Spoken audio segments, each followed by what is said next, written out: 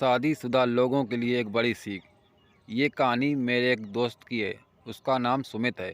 उसने अपनी पत्नी को एक के बाद एक कई थप्पड़ जड़ दिए।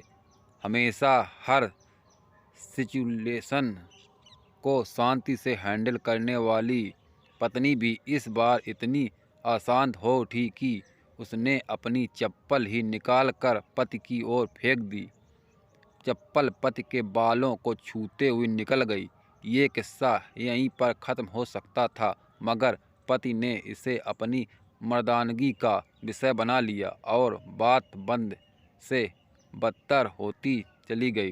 रिश्तेदारों ने भी आग में घी का काम किया। किसी ने कहा, जो औरत अपने पति को चप्पड़ से मार सकती है वो ना ही तो वफादार हो सकती है और ना ही पतिव्रता। ऐसी औरत परिवार ही नहीं पूरे समाज पर कलंक की तरह है। बीबी के पक्ष वाले ने कहा, पीछे रहने वाले कहाँ थे? किसी ने कहा, 22वीं सदी में भी जो स्त्री के साथ मारपीट करते हैं उन्हें तो जेल भेज देना चाहिए।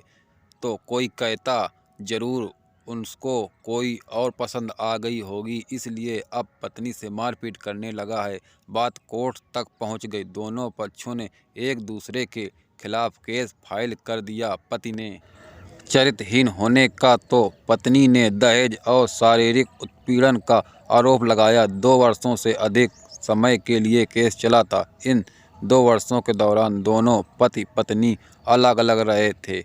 इन दोनों वर्षों के दौरान दोनों पक्षों के समर्थक की संख्या कम हो गई थी। पहले जहां दोनों पक्षों में समर्थकों का समूह होता था, अब गिने चुने लोग रह गए थे। पति और पत्नी दोनों की आर्थिक स्थिति भी इस समय के दौरान नीचे गिर चुकी थी, जिन्हें वो अपना शुभचिंतक समझ रहे थे। पैसों की बात आते ही उन्होंने भी अपना पल्ला झाड़ लिया था। अगर कोई देने को राजी भी हुआ तो मोटे ब्याज की शर्त पर। आखिरकार वही हुआ जो सब चाहते थे, डाइवोर्स। हर कोई खुश था, दोनों पक्षों के रिश्तेदार, उनके माता पिता और दोनों के वकील। लेकिन 5 साल की सुखद शादी और एक सुंदर बेटी होने के बाद मिले इस डाइवोर्स से पत्नी मूक थी और पति शांत।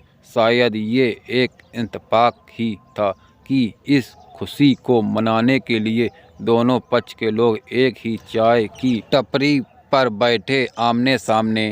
इत्तेफाक इसलिए क्योंकि ज़्यादातर लोग जो एक दूसरे के विरोध पक्ष को सपोर्ट कर रहे थे वे एक दूसरे को अच्छे से जानते भी नहीं थे। पति पत्नी भी इन सभी से दूर एक दूसरे के सामने मेज पर बैठे। पत्नी ने पति से कहा, अब तो तुम खुश हो ना? तुम्हारे मन की जो हुई है मुबारक हो। तुम भी तो आज जीत गई हो। मुझसे तलाक तो तुम्हें भी मिल गया है। Congratulation to you too. पति ने कहा, तलाक को तुम जीत का प्रतीक समझते हो? पत्नी ने पूछा। पति चुप रहा। थोड़ी देर की शांति के बाद पत्नी ने कहा, मुझे तुम्हें 6 लाख रुपए अभी और हर महीने 6,000 रुपये देने का आदेश है। अभी मेरे पास पैसे नहीं हैं, इसलिए हमारा मतलब मेरा जो सिटी में फ्लैट है उससे तुम्हारे नाम कर देता हूँ। पत्नी बोली, लेकिन उस फ्लैट की कीमत तो 18 लाख की है।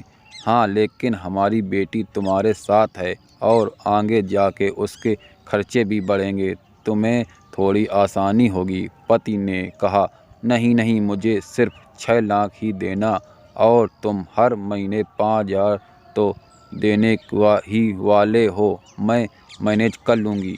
अगर 6 लाख नहीं हैं तब भी कोई बात नहीं। पत्नी बोली। दोनों फिर से शांत हो गए। पति सोचने लगा कि कितनी भोली और समझदार है ये औरत, जो कुछ समय पहले तक मेरी पत्नी थी और अब अनजान। ये वही है जो कम से कम खर्चे में घर चलाती और पैसे बचाकर मेरे जन्मदिन और बर्थडे पर हमेशा के लिए नए कपड़े खरीद लाती। कभी बीमार भी हो जाती तो पैसे बचाने के लिए मुझे मालूम ना होने देती और घरेलू नुस्खों से अपना इलाज करा लेती। मगर घर में कोई और बीमार होता तो तुरंत डॉक्टर के पास लेकर जाती।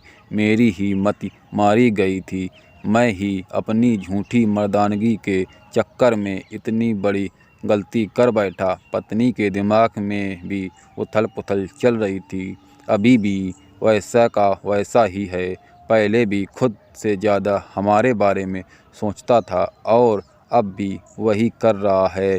ये वही आदमी है जो मुझे एक्सीडेंट से बचाने के लिए खुद मोटरसाइकिल के आगे कूद पड़ा था और अपनी उंगली तुड़वा बैठा था।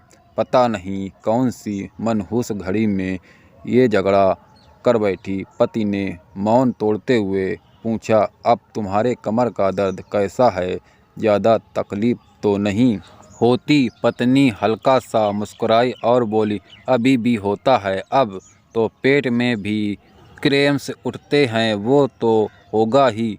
तुम योगा या कसरत भी नहीं करती हो। अब किसी गायनोकोलॉजिस्ट को ज़रूर दिखा देना। पति ने कहा, तुम बताओ तुम्हारा अस्थमा कैसा है? अब क्या अब भी दौरे पड़ते हैं? पत्नी ने पूछा। हाँ पड़ते हैं, पहले से ज़्यादा, क्योंकि अक्सर इनहेलर भूल जाया करता हूँ याद दिलाने के लिए। तुम जो नहीं हो अब, पति बोला। पत्नी के आंखों में आंसू आ गए।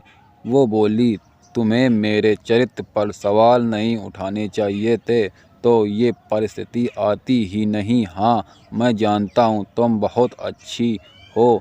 मुझसे गलती हो गई, बहुत बड़ी गलती। मैं लोगों के बहकावे में आ गया था। पति बोला, तुमने भी तो मुझ पर दहेज का इल्ज़ाम लगाया था। वो बोला, गलत था और इस बात का मुझे भी पछतावा हुआ। पत्नी ने कहा। पति कुछ कहना चाह रहा था लेकिन हिचकिचा रहा था। पत्नी ने पूछा, कुछ कहना चाहते हो?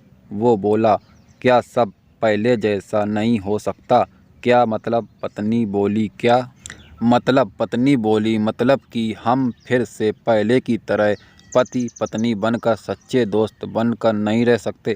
पति बोला, पर ये डाइवोर्स के पेपर दिखाते हुए पत्नी ने कहा, फाड़ देते हैं। पति ने अपने पास रखे डाइवोर्स के पेपर फाड़ते हुए कहा।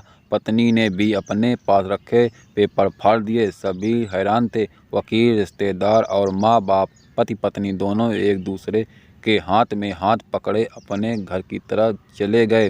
दोस्तों, हर पति पत्नी छोटी छोटी बातों पर लड़ते हैं और इन झगड़ों को बड़ा बना के अलग होने का डिसीजन लेते हैं। प्यार और झगड़ा तो एक सिक्के के दो पहलू की तरह हैं। दोनों को स्वीकार करना होगा, तभी जीवन मजबूत होगा और जीवन में प्यार होगा।